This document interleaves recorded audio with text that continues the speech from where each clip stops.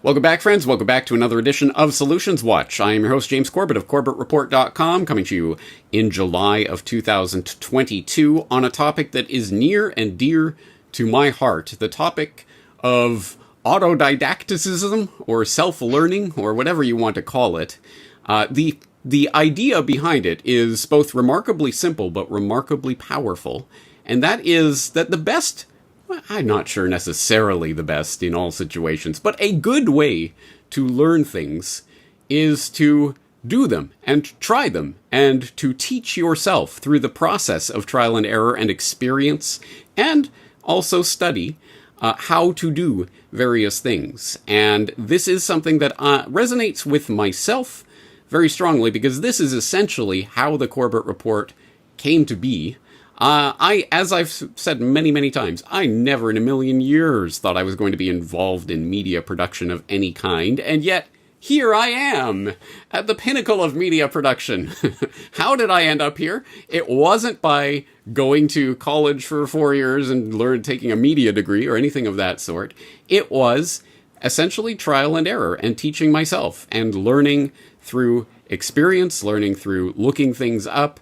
There's a lot of different aspects of this process by which we can improve ourselves and move forward into the future, learning new skills, picking new things up, not by turning to the edumacation system, but through self-learning. And I could think of no better guest to have on to talk about this topic than old friend of the Corbett Report, Richard Grove, who has, of course, been involved in many podcasts and media productions, documentaries, projects over the years, and like myself, I believe, correct me if I'm wrong, Richard, but like myself, someone who was not trained in this, was not someone who went into this as a media person, but has obviously taught himself the tricks of the trade when it comes to media production, and many other things besides.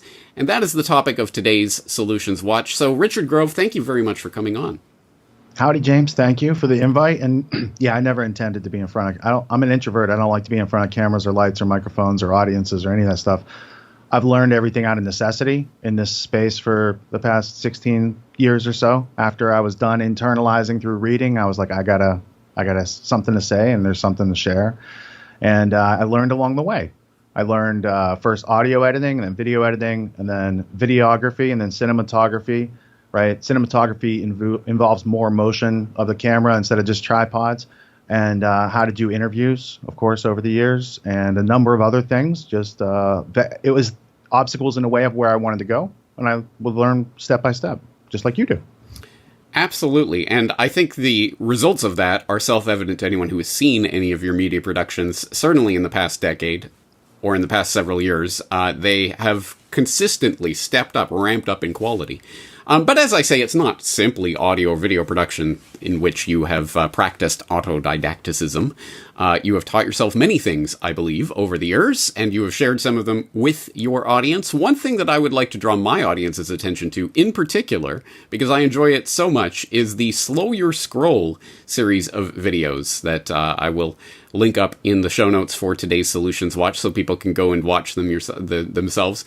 I don't know what it is about that particular production, but I really enjoy watching you, and often with your son, out there in the woods going out to, here we're going to use, we're going to make our own fire or something along those lines. And just watching someone do that as they introduce clips, there's something about that that's calming, but also inspiring in a way, because again, survival tips, basic things about how to do things outdoors. Again, correct me if I'm wrong, but I believe this is a process, something that you've taught yourself about over the last several years, and you were teaching the audience simply by showing it, by doing it, and inspiring others to get out there and start doing it themselves. Tell us a little bit about the Slow Your Scroll idea. Well, I have a lot of my productions are for clients and students during the week, and I wasn't getting a lot of clips out to my YouTube page. And I said, can somebody take samples of those productions, and I'll do like a vlog, once a week type thing.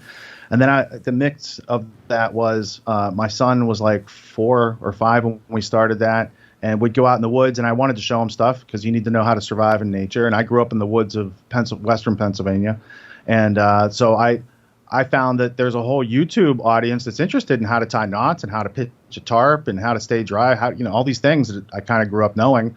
And then the practicality of once a week, it's good for me and him to get out on a hike and let's do some things. And he knows now like what the format is, like we need an intro, a middle, and an end. And so he's learning production on the fly. And my autodidacticism started before schooling even started. Like I was around a lot of adults, a lot of older adults. Like my grandfather on my dad's side had a bunch of kids in his family, and there's a work ethic. You see people farming, you see people getting their food or repairing their house or doing whatever, practical things. They weren't like couch potato type people. So I had learned to read before I went to kindergarten. I was an advanced learner, and I got bored with the curriculum like in early elementary school. So I read more advanced content, right? And then I lost my way during schooling because I started just following what they were laying down. Like, oh, I go through this process, I graduate, then I get in this place, then I get a piece of paper, I go get a good job. And somewhere along the college route, I started not taking it so seriously and being more social, hanging out with friends, not going to class, right? Because college was not challenging. It wasn't giving me what I thought I needed for the future.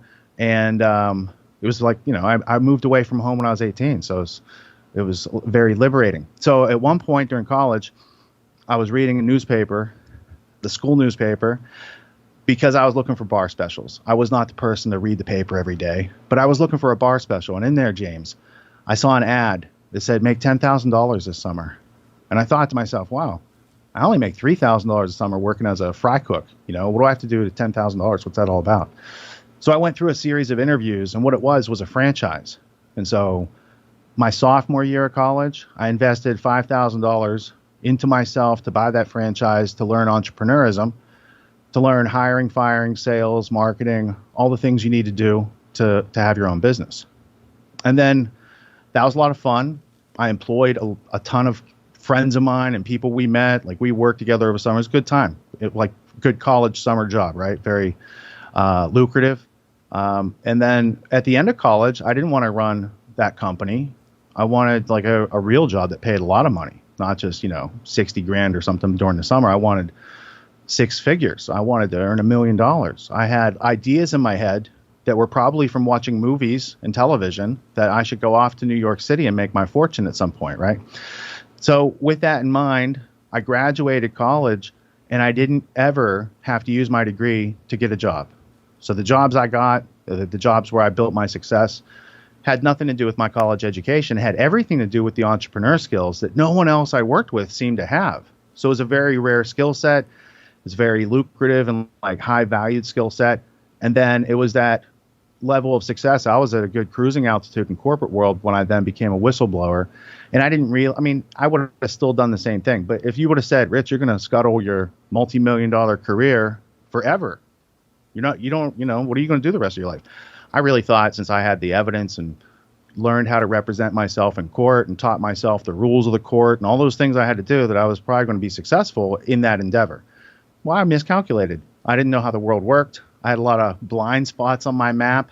I hadn't yet internalized the messages of John Taylor Gatto or Charlotte Iserbyt to find my blind spots, right? I thought I knew. And because my sense of knowledge was being validated by the paycheck and the commission checks especially, I didn't feel the need to continue learning. So my turning point in a career where I go into research and media production from being a corporate sales executive, I didn't have a bookshelf that had books I read recently. I had, they're random books, man. If I went to the bookstore, I bought like Theodore Rex about Teddy Roosevelt, a BS history book, right? I had no thirst for knowledge because I assumed I knew how things worked. And then slowly, as that naivete got pulled back off me, I was like, I need to start finding what is the actual and factual. What are the books that help to map out what's going on economically, politically, sociologically, education-wise, these sort of things, and start reading them. And then all that kind of autodidacticism led into outputs. So there was an input, processing, and output stage to the whole thing. And then, right around the same time you started, I started putting out the podcast. What you say resonates so strongly with me in my experience. And all of the things that I've learned along the way, including things that I've learned from yourself. You, of course, raise the specter of John Taylor Gatto, and so we've got to point to the ultimate history lesson, which if people haven't seen that yet, why not? It's as relevant today as the time it was recorded, if not more so. And I think hits on a lot of those points, the difference between education and schooling, and it's unfortunate that we tend to think of schooling as learning, when, in fact, as you say, it often inculcates the exact opposite tendency. We start to train for the test, and we start to think in those terms, instead of actually learning how to do things and how they apply to our real experience. And that is to our detriment, because history and learning and knowledge is empowering, thrilling, fascinating, interesting, all of the things that schooling is not. And I will just parenthetically note, not as way of blowing my own horn, but of demonstrating the point. One of the recent comments on my Gutenberg conspiracy that I just released, fascinating, simply fascinating. I do not remember anything like this being taught in the schools I went to growing up. LOL, don't say it, James. This is something we seriously take for granted every time we open our mouths to spit out a word. That type of feedback I often receive is that, wow, I never knew this existed. This is fascinating. This is interesting. They never taught this in schools. Yes, that's the point. When you really start learning, genuinely learning, it is a thrilling and motivational thing in and of itself. So once people have experienced that, broken through that conditioning that schooling is learning and it's boring and who cares and just go along, date along. Once people have that thirst, that knowledge for that passion for knowledge, where do they start? Let's say there's somebody out there in the audience today that wants to start teaching themselves how to fill in the blank, whatever that thing is. What are some general ideas, steps, or principles that we could offer to these people to get them started along that path that we can talk about from our own experience? Yeah, so if you've discerned the difference between the indoctrination for 15,000 hours for other people's agendas versus you learning how to reach goals and accomplish things that you want in your life and making your dreams into reality, you notice there's a difference, right? One is declarative sentences and they're told to you and you're tested. And the other one is you ask questions and you go out into the world and you find answers. You might interview people. You might look up stuff in encyclopedia. You might do search engine. You might ask a relative. All these sorts of things you might do to become educated, to become skilled. I might look over someone's shoulder. I might say, show me how to do it. Watch me do it. These sort of things. Get some practice and repetitions in. So there's general things we need to be able to do for ourselves to learn anything. And then you can just figure out what your goals are, what actions you need to take, and then the learning takes place along those routes. So it's really something we could have learned, should have learned at a very young age, and we'd all have a lot more autonomous direction in the world. But instead, they want us not knowing that we're lost until we're 30 or 40. And they're like, wait a minute, there's not the options they told us we're going to be at the end of this hallway. And then people find themselves in divorce or losing their job or all these other things, and it creates great turmoil. And I think that's all avoidable with seeing the situation for what it is and saying there's some things I need to do. I need to be able to learn things for myself. Yes. I need to be able to get things done. So I should have a method for that. I need to be accountable to other people and to myself, right? And I need to conduct myself with a culture of excellence so that I work and play nicely with others and people want to give me business and they want to take the business that I'm offering. So there's like this set of ingredients for the recipe, none of which that are provided in schooling. So to start, I would say you want to make a commitment to yourself that you can be better than you are today. And that's just an easy thing. We all learn. I keep myself humble because I know, like, I think of what I learned today. And then I think, well, I couldn't have been that smart yesterday then, right? And I just keep it real like that. So you're going to be doing a lot of learning and it's going to go on for the rest of your life. Or you can do a lot of assuming and snickering and like, make fun of stuff, make fun of people who are improving themselves and like stay in a static position, right? In this environment, there's a lot of other pressures coming in with fertilizer and food prices and gas prices, right?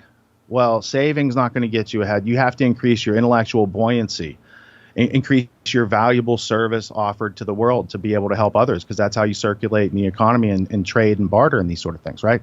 So these critical elements of survival, they're denied to us. And if they trickle down, it's because of who we hung out with in our family, friends, things like that, right? It's not coming through the institutions that produce kind of broken-ism, if you will.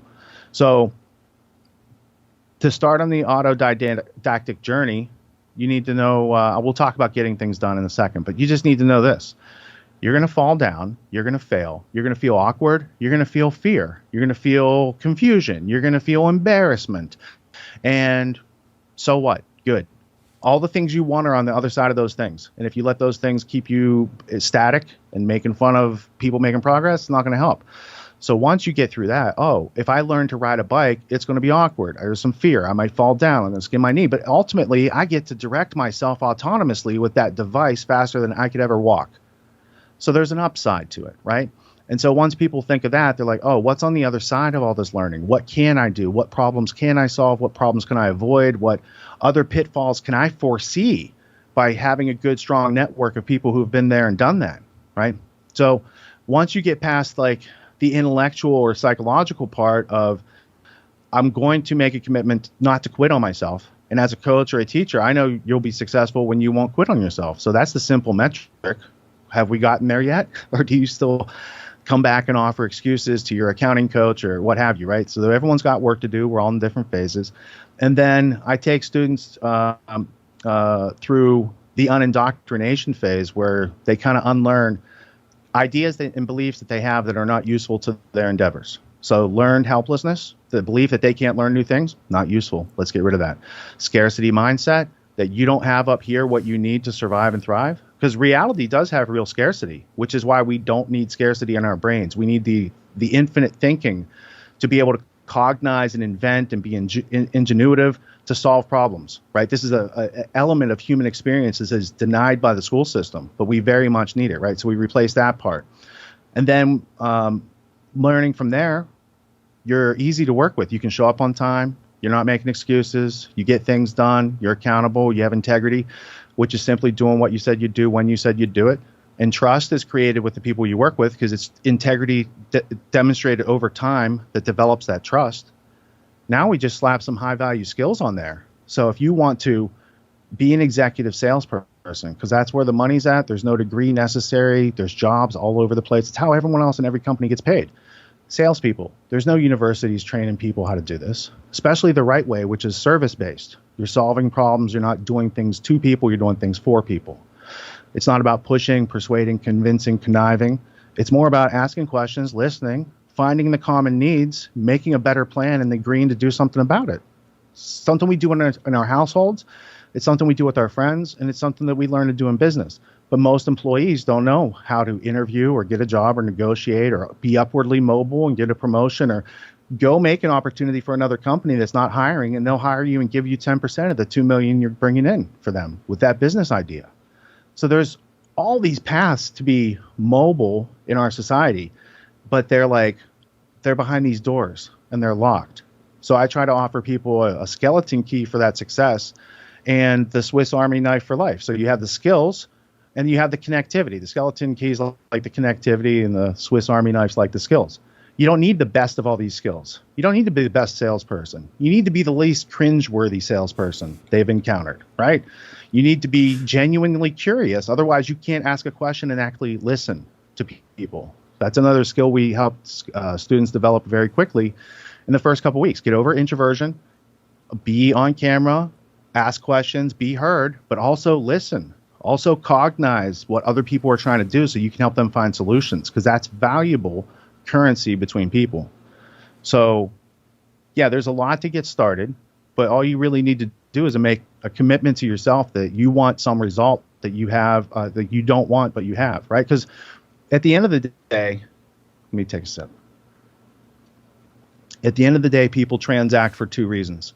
They transact to get results they want and don't have, and they transact to get rid of problems they have and don't want. So they could also teach us that by like 6th grade, right?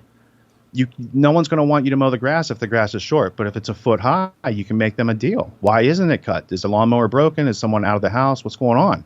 There's a problem to be solved. Entrepreneurs figure out how to solve that problem. Entrepreneurs are people who take educated, calculated risks for substantial benefit. And more of us, that's only possible because of freedom. So there's a convection current between freedom and entrepreneurism, and it's a two-sided coin. You can't have one without the other.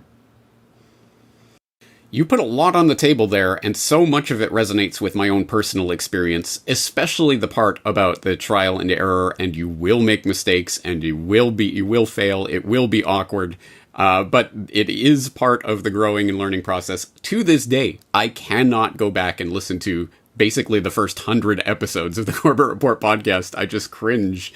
It sounds terrible. I sound terrible. Why am I speaking like that? Like, do I not know how to speak like a regular human being? But those are just things you have to learn. And I learned it the hard way in front of everybody, and now they're there for everyone to hear for all time. Oh, well, at least I can present well, this is what it looks like as you start to improve and as you start to take your failures and make them into success. And that's the only way to really do this. And the overnight successes that get presented to people are almost invariably people who have spent a long time doing things behind the scenes, and then they get noticed.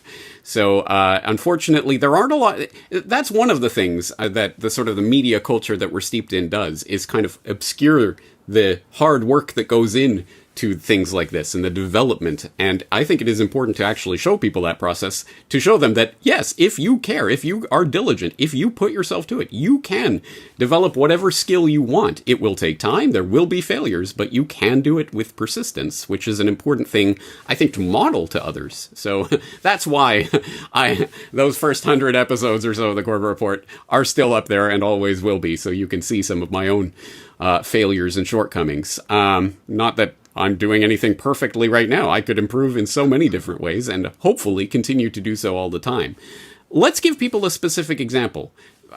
Audio production or video production or cinematography or survival skills or something specific you've learned. What were some of the questions you had? How did you go about answering those questions? What setbacks or failures did you have, and how did you overcome that? All right, so I'm going to touch also on what you said about the early work, because I have my first film in 2007. The anniversary is coming up. It's the 15th anniversary, and someone on the media team cut trailers for it, and they said, we're going to live stream this on the 15th anniversary. So I watched the trailers for the first editing I've ever done, video wise, and it's rough, dude. It was hard, and I was like, okay, but we're going to let this fly because people need to see. This is what 15 years of, I don't produce every day, but yeah, it has improved over time for sure. Now, interesting places where I built up my chops of learning hard things, learning things that are difficult, learning things that make you want to quit. The seed story for this, it's not business. It was social. It was, I wanted to play a sport, ice hockey, that I didn't know how to skate. And I was 14, and my younger brother had played hockey his whole life.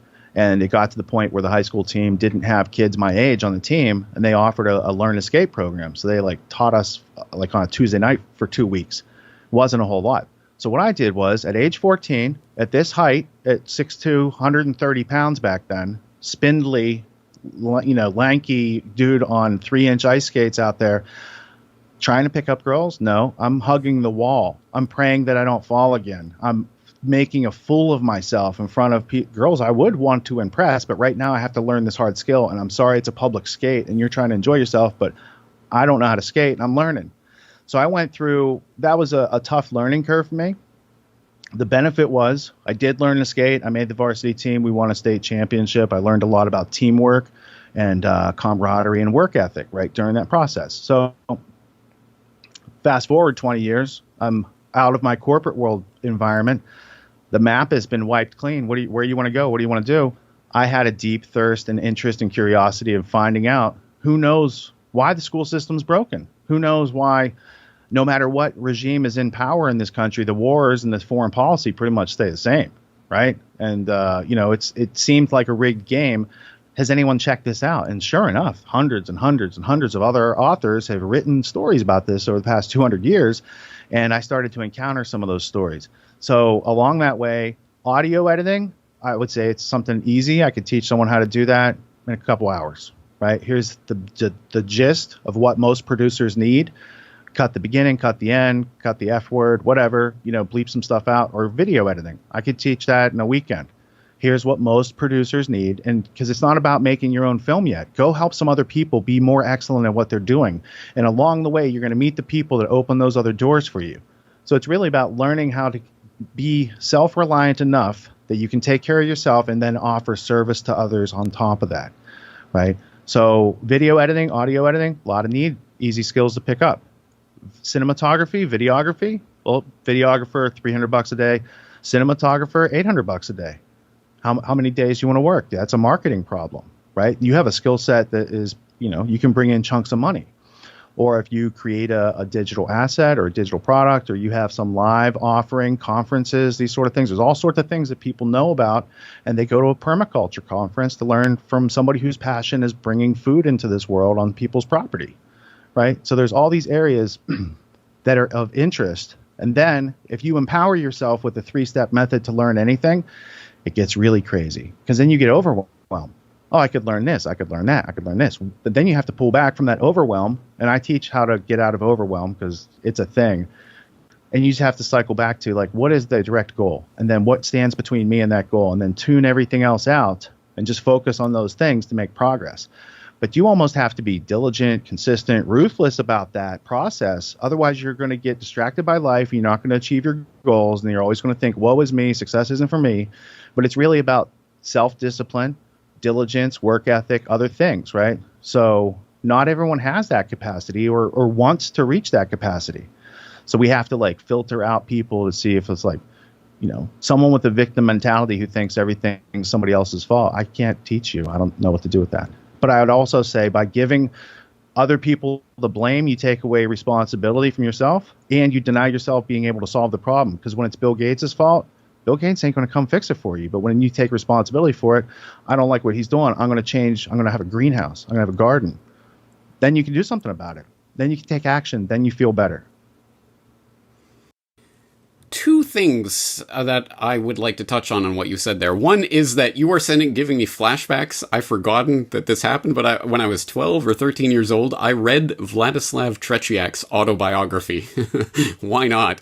And I remember, the big idea, the big sort of unifying idea of his book was that life is about falling down and getting up, because that was how he learned to skate, and that is what life is about. And it's a pretty simple point, but now I'm realizing, that point has stuck with me for decades now. That's interesting, and obviously it's reflected in your experience there.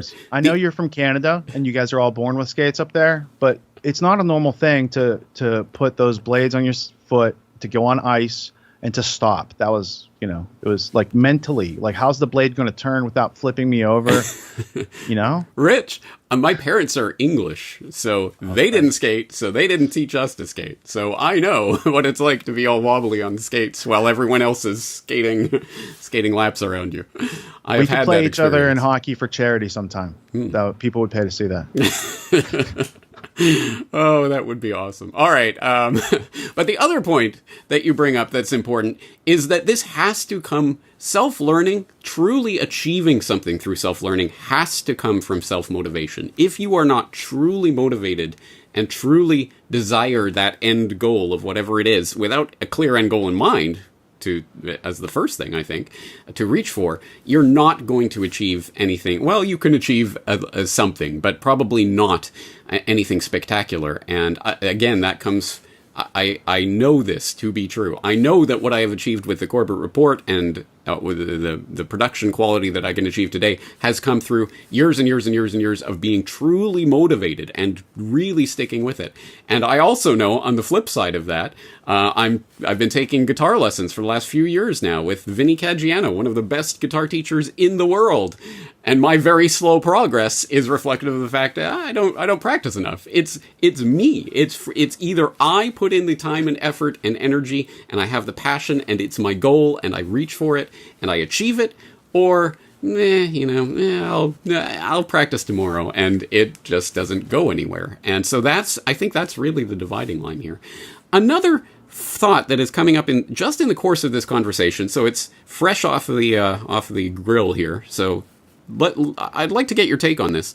It seems to me that one of the key things about autodidacticism is that it is mostly, usually, always about how to do something. Not not knowledge in some sort of general, dry, dusty book sense. It's generally about learning a skill, learning how to apply knowledge to the real world. Am I off base with that? That's usually the practical application, because most of these things, like, you need to figure out the goal once, but the actions, there could be 100,000 between you and the goal. So you're going to need those iterations in there. But you would zoom out to what I would say, like in David Allen speak, in the language of getting things done, you zoom up to 50,000 feet and you look at the life situations and strategic moves, and then your runway daily actions down here. That's where you're also iterating the autodidacticism, but it's also how to meet other people that you need to meet to help solve those problems. So part of it's learning, self-learning, like I need to learn how to change the oil in this truck or something like that. Part of it is learning who's the right person I need to get distribution at every 7-Eleven in the South, right? There's a different type of, but it's the same methodology that you would use in any of these situations. So it seems complex, but it's simplified, right? The general is easy. The specifics are endless, but it's always, for me, it's the same 3-step method: input, processing, and output. What are the individual parts? How do they fit together? How do I remove any contradictions or resolve those? And then how do you use and or troubleshoot the device or the subject matter that you're engaging in, right? You hit on another incredibly important point of this, is that it's autodidacticism or self-learning, but really it isn't about yourself. It's about yourself being motivated to do something, but then you go out into the world and you ask questions and you find the answers, usually from other people who already know how to do this. That's usually the best resource. So, to find someone who knows what they're doing here and learn from them, right? But you have to be motivated to go out there and get that information. I think that's an important point of this, and you've alluded to it several times during this conversation. You have students, so I guess the next question is, if people want to achieve this autonomy that comes through autodidacticism, where do they go to learn how to do that? They can find out. So I'll explain what they would find out about. Twice a year, I do a 12-week training course. It's called Autonomy. It fills in the blanks of what public schooling had to remove from education to make it into indoctrination. It puts back free will. It puts back self-motivation, self-management, puts back how to make friends and influence people, make the connections you need. And it gives you a strong curriculum of the unlearning aspect of learned helplessness, scarcity mentality, these sort of things, into the general frameworks of how to be an exemplary, indispensable employee or an executive or an entrepreneur. It's all the same interacting with people skill set and interacting with learning skill set. So to break down the learning, I would break it down to meta learning and hyper learning. Meta learning would be how to learn anything, simple 3-step method.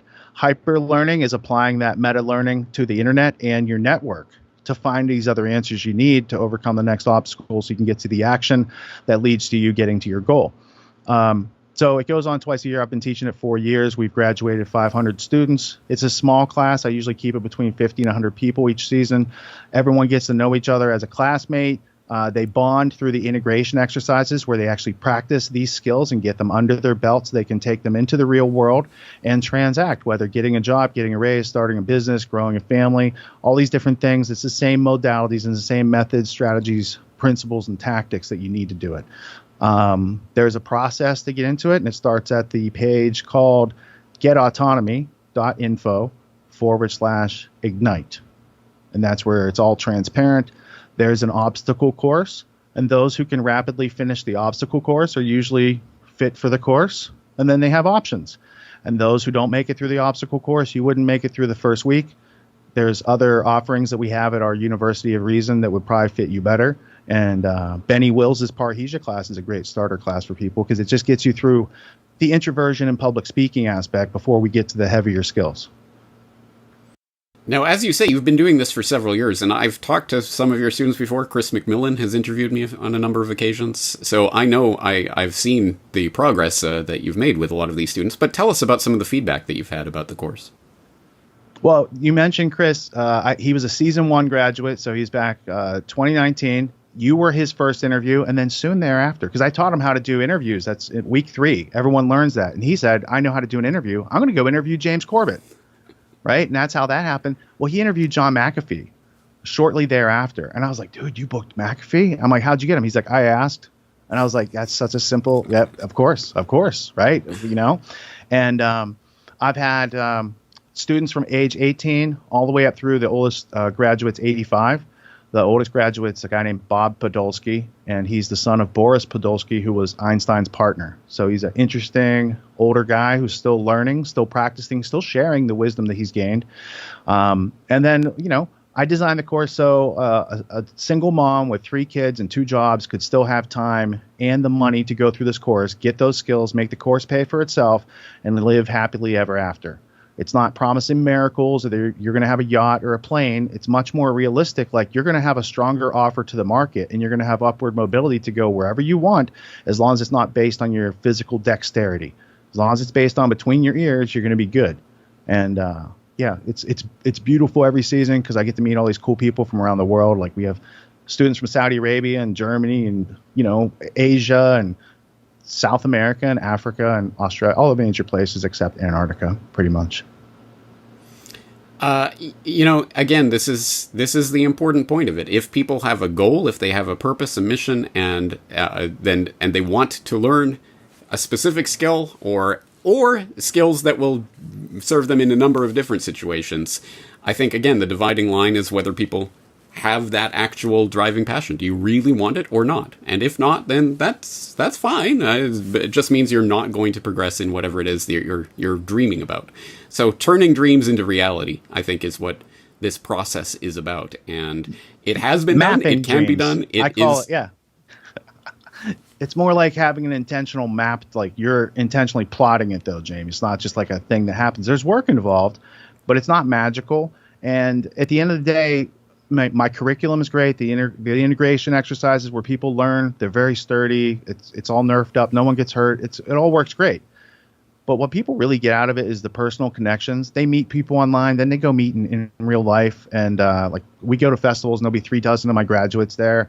And that's the priceless part of it, right? We get together online to exchange information and do some learning, but we do that to bring it back into our households, our communities, and our neighborhoods to make the world a better place. Because without our conscious participation in this game, it's going to go unfreedom real quick. Exactly right. All right. Well, we've covered a lot of bases, a lot of ground today. Anything else you'd like to say about self-learning before we wrap it up? Yeah, part of self-learning is, learning how to take these offers. Do I want to learn about that? Do I want to learn about that?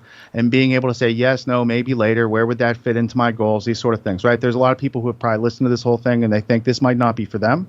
So I brought something free for those people, James. Can I give out that URL? Please do, yeah.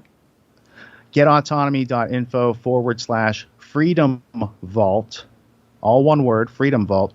And you have a presentation, I think, in there called The Underground History of America. And I think your audience would find it enlightening because it ties in the opium, East India Company, Anglo-American establishment to those who destroyed education, to bring in schooling, to make a one world government. Fascinating. I'm going to be going there to check it out myself as soon as we hang up here. And I'm sure many people will as well. All right.